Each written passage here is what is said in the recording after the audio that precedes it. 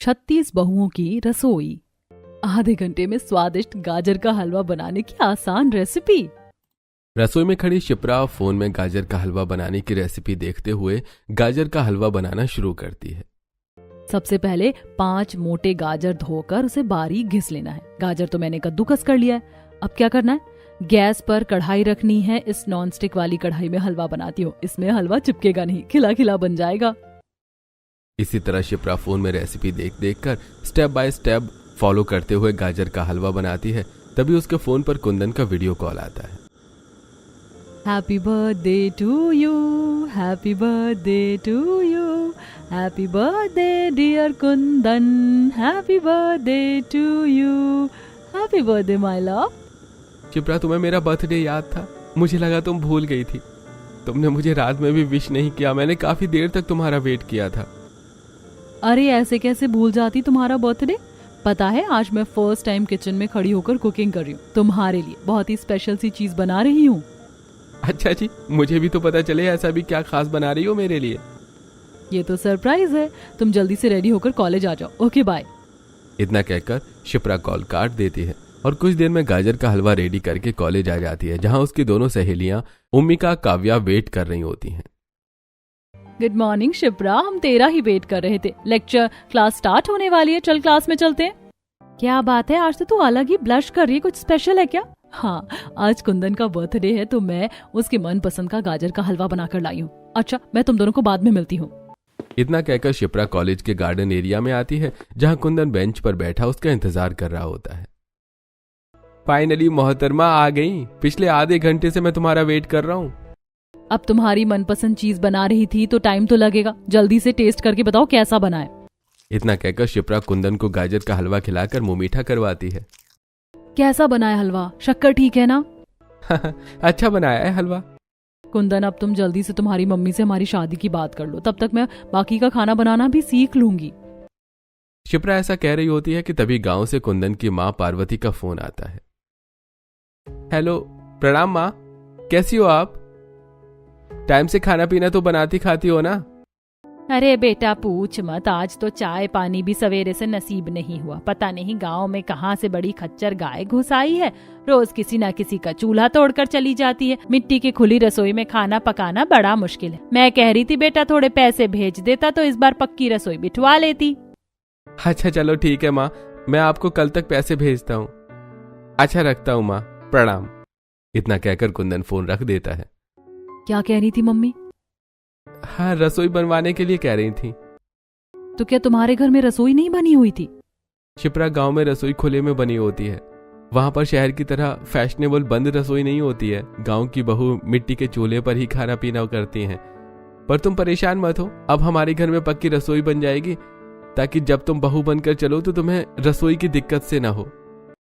इसी तरह कुछ दिन गुजर जाते हैं। वहीं गांव की खुली रसोई में खाना बनाते हुए हर बहू जब सुबह उठकर देखती है तो उनका चूल्हा टूटा हुआ मिलता है। सुबह सुबह गोमती की बहू सरला चूल्हा पोतने के लिए बाहर आती है तो चूल्हा टूटा देखती है। हाय दैया, ये खच्चर गाय आज फिर से मेरा चूल्हा तोड़ गई है। अरे कल ही मैंने नया चूल्हा डाला था। तभी सामने के घर से मिट्टी के बर्तनों पर लेपन चढ़ाते हुए गांव की दूसरी बहू झुमरी बोलती है। अरे मैंने तो मिट्टी का चूल्हा बनाना ही बंद कर दिया। कौन रोज रोज चूल्हा बना चूल्हा तोड़वाए, इससे अच्छा ईंट का चूल्हा लगाकर खाना पीना बना लो। तभी मंगला की बहू प्रियंका कहती है, इस बार की तो शुरुआती ठंड देखकर लग रहा है कि सर्दी कड़कड़ा कर गिरने वाली है। ऐसे में भी खाना पकाना हम बेचारी बहू को इस तरह खुले रसोई में बनाना पड़ता है। हर दिन चूल्हा टूटा हुआ मिलने के चलते और ठंड बढ़ती देखकर अब गांव की 35 बहू के लिए खुली रसोई में खाना बनाना मसला बनता जा रहा था, जिसके लिए अब गांव की 35 बहू मिलजुल कर पंचायत रखवाती हैं, जहां सभी घूंघट में खड़ी होती हैं। हाँ बहू, बताओ क्या मुद्दा है तुम सबका? तभी घूंघट में झिझकते हुए शीला की बहू सांवरी रसोई बनवाने की बात रखती है। सरपंच काका, हम केवल इतना चाहते हैं कि गांव में हम बहुओं के लिए बंद रसोई बनवाई जाए। आप तो देख रहे हैं पिछले कुछ दिनों से उस खच्चर गाय ने हम सभी को सता रखा है और पिछले 2-4 सालों से ठंड भी कितनी कड़कड़ा कर पड़ती है। ऐसे में खुली रसोई में खाना पकाना करना मुश्किल हो जाता है। बहू, तुम सभी की बात जायज है, लेकिन इस गांव में कुल मिलाकर 36 परिवार हैं। ऐसे में अगर सभी के घरों में रसोई बनवाने के लिए हम मिस्त्री लगवाने का सोचेंगे भी तो एक पक्की रसोई बनवाने में 50,000 से 1,00,000 रुपए तक का खर्चा बैठेगा। और गांव के सभी परिवार इतनी आमदनी वाले नहीं हैं कि इतना खर्चा लगाकर अलग अलग पक्की रसोई बनवा सकें। इसलिए मैं सोच रहा हूं कि गांव की 36 बहू की रसोई इकट्ठी एक में ही बनवा दी जाए। इससे खर्च भी कम बैठेगा और पक्की रसोई भी बन जाएगी। सरपंच की बात से गांव की 35 बहुएं बिना आपत्ति जताते हाँ कर देती हैं, क्योंकि उन्हें खुले रसोई में पक्की रसोई बनकर मिल रही थी। अगले ही दिन से रसोई बनने का काम चालू हो जाता है और 4 दीवार जोड़कर रसोई बनती है, जिसके बाद गांव की सभी बहुएं मिट्टी ला लाकर रसोई में अपना अपना चूल्हा डालती हैं और सब हंसी खुशी मिलजुल कर रोटी पकाती। चूल्हे की रोटी की सौंधी खुशबू और सभी बहू के मुस्कुराते चेहरों में मेल मिलाप की झलक दिख रही थी। वहीं दूसरी तरफ शिप्रा अपने घर में कुंदन के बारे में अपने माता पिता से बात करती है, जिस पर हरीश भड़क जाता है। केत की दिमाग खराब हो गया है तुम्हारी बेटी का, समझाओ इसे। अरे शहर में एक से बढ़कर एक अच्छे अच्छे लड़के हैं, पता नहीं क्या देखकर वो उस गांव वाले लड़के को पसंद कर बैठी है। पापा, मैं कुंदन को पसंद करती हूँ, इसमें गलत क्या है? वो कोई अनपढ़ तो नहीं, पढ़ा लिखा वेल एजुकेटेड है। आपको पता भी है वो पूरे कॉलेज में टॉप ऑफ द स्टूडेंट है। माना कि वो गांव से बिलोंग करता है, लेकिन उसका नेचर, उसका बिहेवियर काफी अच्छा है। आप एक बार मेरे लिए उससे मिलकर देखिए, आप भी उसे पसंद करने लगेंगे।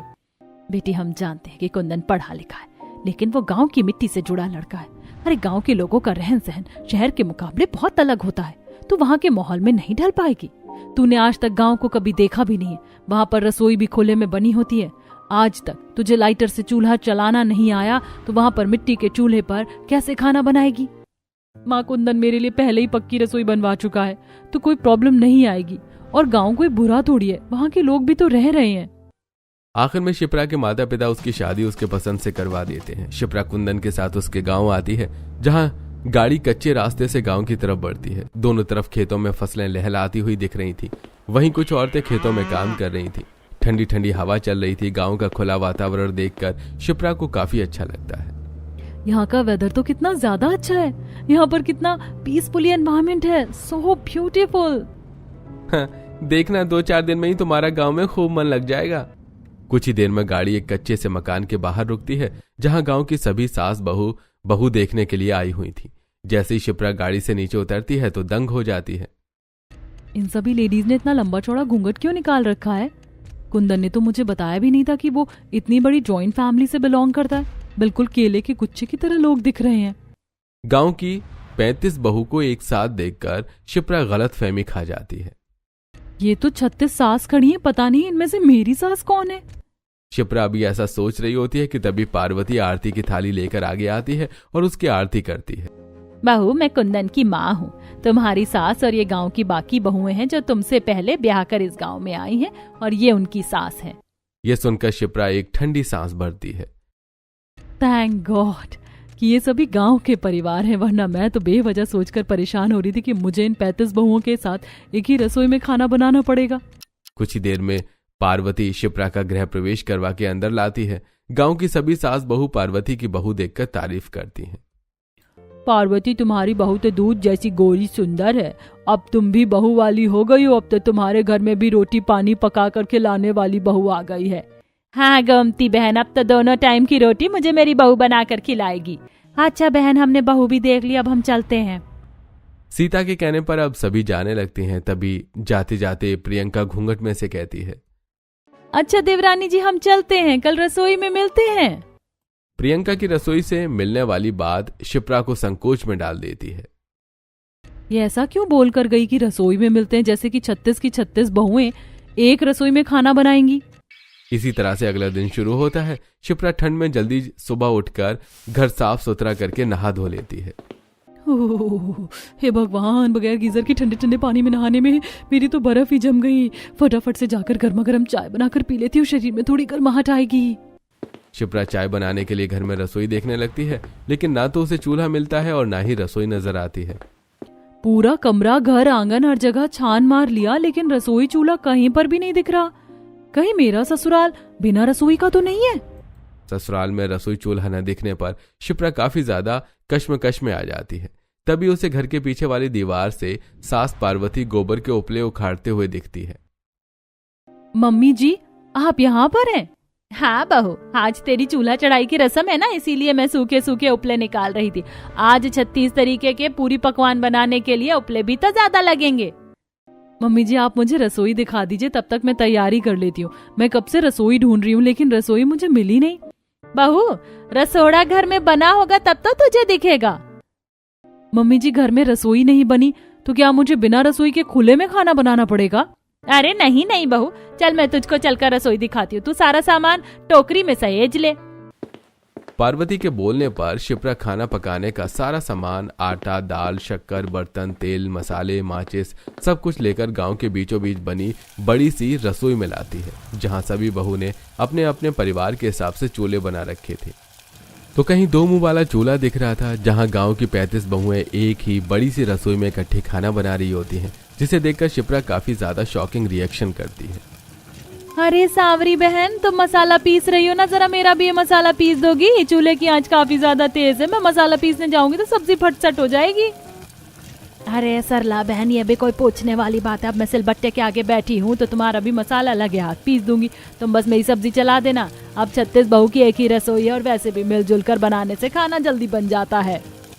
जहां गांव के रहन सहन में ढल चुकी 35 बहू के लिए एक रसोई में खाना पकाना करना बहुत ही मेलजोल था, वहीं 36 बहू वाली एक रसोई देखकर शिप्रा की शक्ल बनी हुई थी। अरे ये रसोई है या धर्मशाला? 36 बहू के लिए बस एक रसोई बनवा रखी है और इस चूल्हे से बिल्कुल चिमनी की तरह धुआं धुआं मच रहा है। मेरे बस की नहीं है इस 36 बहू वाली रसोई में खाना बनाना। अरे शिप्रा बहू, क्या हो गया? देखो वहाँ एक चूल्हा खाली है ना, जाओ तुम जाकर उस पर खाना बना लो। मम्मी जी मैंने आज से पहले कभी भी मिट्टी के चूल्हे पर खाना नहीं बनाया है। शहरी देवरानी जी तुम बिल्कुल भी चिंता मत करो, हम बहुएं तुम्हें चूल्हा चलाना, खाना पकाना अच्छी तरह सिखा देंगे। अरे पार्वती बहन, अब तुम यहाँ पर खड़ी क्यों हो? मेरी प्रियंका बहू है ना, वो तुम्हारी बहू के साथ खाना बनवा देगी। इतना बोलकर मंगला पार्वती को रसोई में से ले जाती है, जिससे शिप्रा का 36 बहू वाली एक रसोई में खाना बनाने से बचने का बहाना फेल हो जाता है। अब वो जल्दी से अपना खाना बनाने का सामान चूल्हे के पास लाती है और उपले को साबुत चूल्हे में लगाने लगती है, जिसे देखकर उसके बगल में खाना बना रही सरला बोलती है, अरे अरे शहरी देवरानी जी, ऐसे आज जलाओगी तो पूरा दिन आज जोड़ने में ही लग जाएगा, पहले चूल्हा पूजन कर लो। इस गांव में चूल्हा पूजा करने का भी कोई रिचुअल है क्या? मुझे इसके बारे में पता नहीं है। गांव की रसोई तो रीति रिवाज के हिसाब से ही चलती है। हमारे यहाँ जब भी कोई नई नवेली बहू आती है और पहली बार चूल्हे पर कुछ पकाती है तो उससे पहले चूल्हे की पूजा करती है, यही इस गांव की मान्यता है। लेकिन मुझे तो इसके बारे में बिल्कुल भी नॉलेज नहीं है। कोई बात नहीं, हम तुम्हें जैसे जैसे बताते हैं वैसे वैसे करते जाना। प्रियंका अब शिप्रा को चूल्हे पर स्वास्तिक बनाने के लिए कहती है, जिसके बाद शिप्रा उसकी देखा दुखी चूल्हे के अंदर उपले लगाकर आंच जलाती है। चलो अब तुम खाना पीना बना लो और जो कुछ भी बनाओगी थोड़ा थोड़ा हम सबके घर में दे देना। जी जी बिल्कुल भाभी। शिप्रा बुदबुदाते हुए सब्जी काटना चालू करती है। हद है कसम से, 36 बहू की रसोई इकट्ठा बना रखी है। इसका मतलब ये थोड़ी है कि जो चीज मैं अपने परिवार के लिए बना रही हूँ उनमें से इनको भी बांटना पड़े। मैं तो बस आज रसोई में खाना बना रही हूँ, इसके बाद नहीं बनाने वाली। शिप्रा गुस्से में सभी बहू को घूर घूर करके सब्जी, पूरी, मीठा सब कुछ बनाती है। वहीं बाकी बहुएं अब अपना अपना खाना उठाकर अपने घर ले जाती हैं, जिसे रसोई का बाकी का सारा चूल्हा खाली हो जाता है। खाली रसोई देखकर शिप्रा सांस लेती है। शुक्र है जो रसोई खाली हो गई, वरना इन गांव वाली बहुओं की बातें सुनकर मेरे कान ही पक गए थे। पूरे गांव के परिवार को सब्जी देने के लिए शिप्रा को काफी ज्यादा मात्रा में सब्जी बनानी पड़ती है। वहीं दूसरी तरफ चूल्हे पर खीर भी बिठाई होती है, जिसमें वो कभी खीर चलाती है तो वहीं सब्जी भी देख रही थी। कसम से मेरी तो एक ही दिन में हलवाई जैसी हालत हो गई है। मुझे तो मेरी पहली रसोई कम और भंडारा ज्यादा लग रही है। इतने में शिप्रा की सास आती है। शिप्रा बहू, सब्जी और मीठा बना दिया तो जल्दी से दे दो, सभी लोगों के घर देकर आना है। जी जी बस मम्मी जी, शक्कर डालना है, मीठा और सब्जी दोनों तैयार ही हैं। जल्दबाजी के चक्कर में शिप्रा गलती से खीर में नमक भर देती है। कुछ देर में पार्वती सभी के घर सब्जी, मीठा देकर आती है। बाकी का बचा हुआ खाना उठाकर शिप्रा घर में ले जाती है। मैंने इतने शौक से अपने परिवार के लिए सब्जी, खीर सब कुछ बनाया था। मम्मी जी ने भर भर कटोरी सबके घर में दे दिया। अब 2 लोगों के लिए खीर और सब्जी बची है, मैं कैसे खाऊंगी? कोई बात नहीं, तुम मेरे हिस्से की खा लेना। अरे गुस्सा मत करो, ये गांव है और हमारा गांव के सभी घर परिवार से खान पान चलता है। जिनके घर से हम खाते हैं उनको देना भी तो पड़ेगा ना। तो क्या जरूरत है खाने पीने की लेन देन रखने की? अरे 36 बहुओं की एक रसोई बनवा रखी है, सभी अपने परिवार को बनाकर खिला सकती हैं।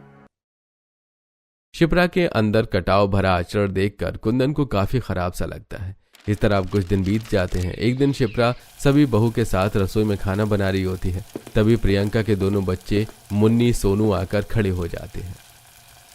आंटी आंटी, आप पनीर की सब्जी बना रही हो? पनीर की सब्जी मुझे बहुत पसंद है, मुझको भी थोड़ी दे देना। मुन्नी मुन्नी देख, अभी तो आंटी पूरी भी बनाएंगी, आंटी हमको भी पूरी दे देना। रसोई में बाकी सभी बहू को मौजूद खाना बनाते देखकर शिप्रा नॉर्मल होकर दिखाती है। हाँ बच्चों, क्यों नहीं, तुम लोग खा लेना सब्जी पूरी, मैंने एक्स्ट्रा बना रखी है। पता नहीं कैसे बच्चे, बिल्कुल भी मैनर्स नहीं सिखा रखा है। जब देखो कुछ भी अच्छा बनाओ तो झांकने के लिए चले आते हैं। इस 36 बहू वाली रसोई में इंसान बगैर दिए कुछ बनाकर खा भी नहीं सकता है। शिप्रा बड़ी ही कंजूसी से प्रियंका के दोनों बच्चों के मांगने पर थोड़ी सी सब्जी और पूरी 2 दे देती है। प्रियंका भाभी, ये बच्चों के लिए सब्जी पूरी है, मैंने अपने परिवार के हिसाब से लिमिटेड खाना बनाया था, इसीलिए 2 दे रही हूँ। शिप्रा का स्वभाव प्रियंका को काफी ज्यादा असहज लगता है, लेकिन वो मुस्कुराकर कहती है, अरे कोई बात नहीं शिप्रा, इतना ही बहुत है। वैसे मैंने कढ़ाई भरकर आलू दम बना रखा है, अगर सब्जी कम लगे तो मुझसे ले लो। नहीं रहने दीजिए, आलू दम तो मम्मी जी और कुंदन जी दोनों में से कोई नहीं खाता। अच्छा मैं चलती हूँ, वरना पूरियां ठंडी हो जाएंगी। कुछ देर में शिप्रा घर आकर अपने सास और पति को खाना डाल रही होती है। तभी गांव के सरपंच और एक आदमी खाने के वक्त उनके घर में आ जाता है। अरे पार्वती बहन, कुंदन घर में है क्या? अरे आइए ना सरपंच काका, आइए खाना खाकर जाइएगा। अरे नहीं, बस तुम खाओ। अरे बहू, सरपंच जी की थाली लगा दो। जी माँ जी। अंदर ही अंदर शिप्रा का मुंह बन जाता है, लेकिन वो सबके आगे मना नहीं कर पाती। अब जल्दी से चटाई बिछाकर वो सरपंच और उसके साथ आए आदमी को खाना देती है। क्या बात है, खाना तो बहुत ही बढ़िया स्वाद का बनाती है तुम्हारी शहरी बहू पार्वती बहन। एकदम खस्ता पूरियां बनाई है तुम्हारी बहू ने। और सरपंच जी, ये पनीर तो खाइए, एकदम बढ़िया बनी है।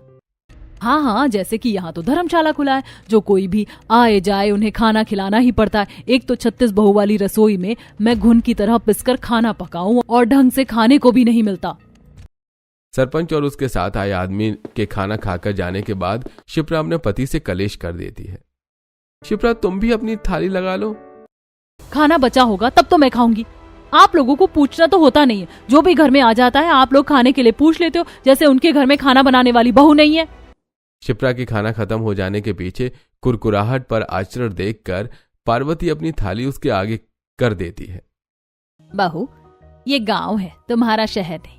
यहाँ पर घर में खाना खाते वक्त यदि चौखट पर कोई आ जाता है तो उनको खाने के लिए पूछते हैं, पानी पूछकर भेज तो नहीं सकते। और रही बात सरपंच जी को आज खाना खिलाने की, तो जब से कुंदन पढ़ाई लिखाई करने के लिए शहर गया था, तब से गांव की इन 35 बहू ने ही रोटी पानी बनाकर मुझको खिलाया है।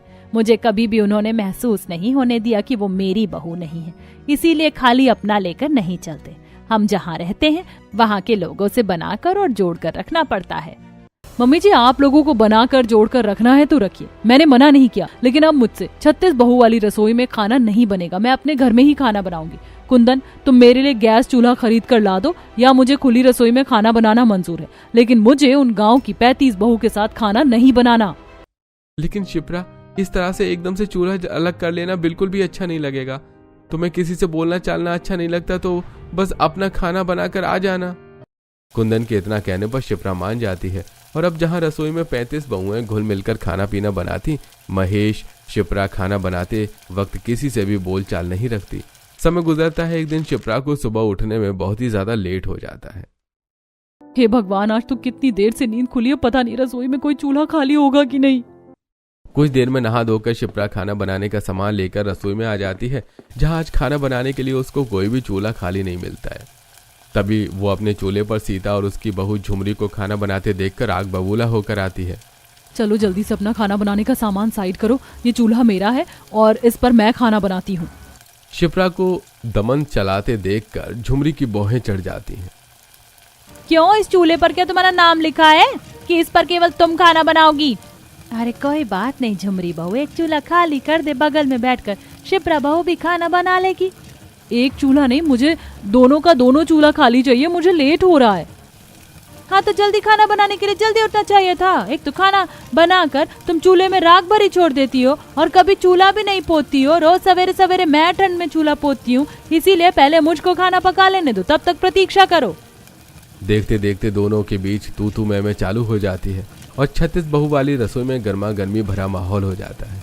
तभी सबकी सास भी आ जाती है तो मंगला बोलती है, अरे अरे क्या हो गया, किस बात का लेकर तुम बहू ने रसोई को अखाड़ा बना रखा है? हरी माँ जी, इस पार्वती काकी की बहू ने हम सभी बहू की नाक में दम करके रख दिया। जब देखो ऐसे बनकर दिखाती है जैसे कि रसोई इसकी अकेले की हो। 36 बहू को एक ही रसोई में खाना पीना करना है तो थोड़ा समझ कर चलना पड़ेगा इसे भी। अरे मैं तुम लोगों से मतलब नहीं रखना चाहती हूँ, लेकिन तुम लोगों को मेरे चूल्हे और रसोई में झांके बिना रहा नहीं जाता। जब भी कुछ अच्छा बनाऊं मुंह उठाकर मांगने चली आती हो। शिप्रा, किस चीज की सब्जी बनाई है, थोड़ी देना। मेरे अंदर किसी के चूल्हे में से मांग कर खाने की आदत नहीं है। शिप्रा की ये बातें सुनकर अब गांव की सभी बहू के साथ उनके गांव को भी दुख लगता है। वहीं इस बार पार्वती का पारा चढ़ जाता है। बस शिप्रा, बहुत हो गया तुम्हारा।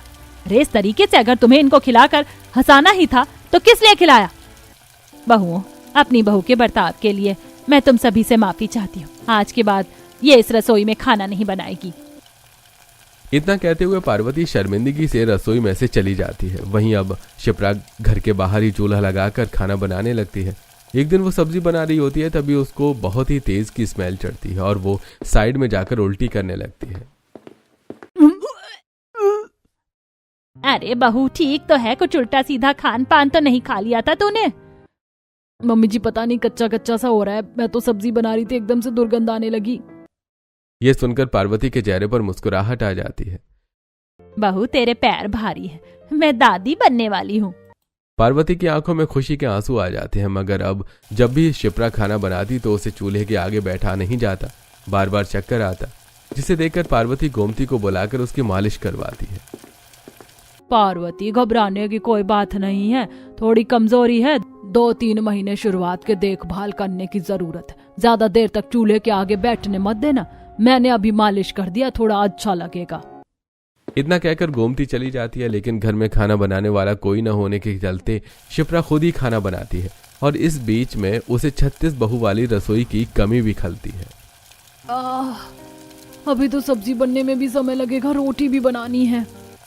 बेचारी दर्द पीड़ा के भी खाना पकाती है। तभी एकदम से उसे पेट में जोर से खिंचाव महसूस होता है और सब्जी चलाते हुए कढ़ाई चूल्हे पर से गिरने वाली होती है। तभी प्रियंका आ जाती है। अरे शिप्रा, तुम ठीक तो हो? पार्वती काकी, जल्दी बाहर आओ। अरे ये क्या हुआ बहू? कुंदन शिप्रा को उठाकर घर में ले जाता है। कुछ ही देर में गांव की बाकी बहुएं भी उसे देखने के लिए आ जाती हैं। सब एक परिवार की तरह उसके पास मौजूद थीं। शिप्रा, तुम ठीक तो हो? अरे जब शरीर नहीं चल रहा तो क्यों जबरदस्ती खाना बना रही हो? अरे जहाँ हम बहू अपने परिवार को बनाकर खिला रही हैं, 2 टाइम का खाना पानी तुम्हारे घर में भी बनाकर दे जाएंगे। सरला को अपने परिवार के खाने पीने की जिम्मेदारी उठाते देखकर शिप्रा अपने पिछले खुदगर्ज स्वभाव के लिए काफी ज्यादा अफसोस रखाती है। वहीं अब गांव की 35 बहुओं में से रोज ही कोई अपने चूल्हे में से खाना बनाकर उसके घर दे जाती है। इसी तरह 2-3 महीने गुजर जाते हैं। वहीं जब केतकी को 36 बहू वाली रसोई के बारे में पता चलता है तो वो अपनी बेटी को कॉल करती है। शिप्रा, मेरी बच्ची कैसी है तू? मैं और तेरे पापा तुझको लेने के लिए आ रहे। तुझको कोई जरूरत नहीं है उस 36 बहू वाली रसोई में खाना बनाकर सबको खिलाने की, हम तुझे अपने पास रखेंगे। नहीं माँ, आप और पापा मत आना, मैं यहाँ बहुत ही सुखी से हूँ। रही बात 36 बहू वाली रसोई की, तो उन लोगों ने सगी बहन से बढ़कर मेरी देखभाल और ख्याल रखा है, मैं खुश हूँ। धीरे धीरे शिप्रा पूरे मन से 36 बहू वाली रसोई में घुल मिल जाती है और अब उसका मन भी लग जाता है। सभी जब भी कुछ खास बनाती तो एक दूसरे के परिवार में थोड़े में थोड़ा जरूर दिया करती।